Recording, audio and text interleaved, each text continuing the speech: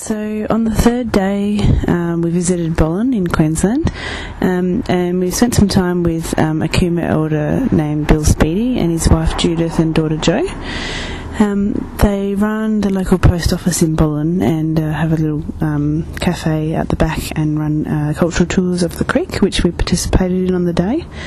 And I guess we learned a lot from Bill, and there was some fantastic stuff that he taught us, but one thing that stuck in my mind was this story he told us about a small native plant which its leaves looks a bit like a clover, and the seeds are edible but the rest of the plant is toxic. And he tells us a story about back in the days of Burke and Wills and their journeys across Australia. The Aboriginal people tried to communicate with them about this plant and explain about, the bulbs and the seeds that were edible, but the rest of it was toxic. But of course Burke and Wills didn't understand the full story that they were trying to convey and ate the full plant. And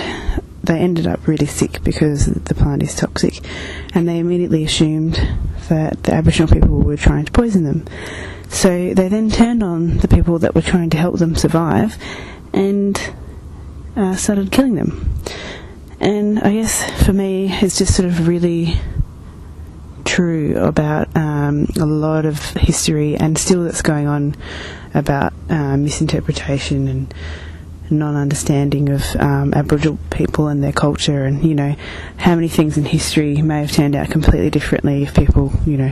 stopped assuming the worst and actually took the time to understand Aboriginal culture and just get to know people as people. And I guess there's something also that sort of ties back into our pre-departure training where somebody said people need to stop seeing Aboriginal people as a deficit, and I think that's so true. There's a lot of stuff that we've kind of just come across, and it's all about the personal connections, and there's so much fear out there of the unknown, and if people just took the time to realise that they are people, they have this really awesome culture and a fantastic way that they used to live before white settlement that we could learn so much from. And I just think it's just so sad that time and time again so much of it comes back to a misunderstanding and a lack of wanting to know. And I think if we all made a bit of an effort and got to know people and stop having this fear of the unknown, that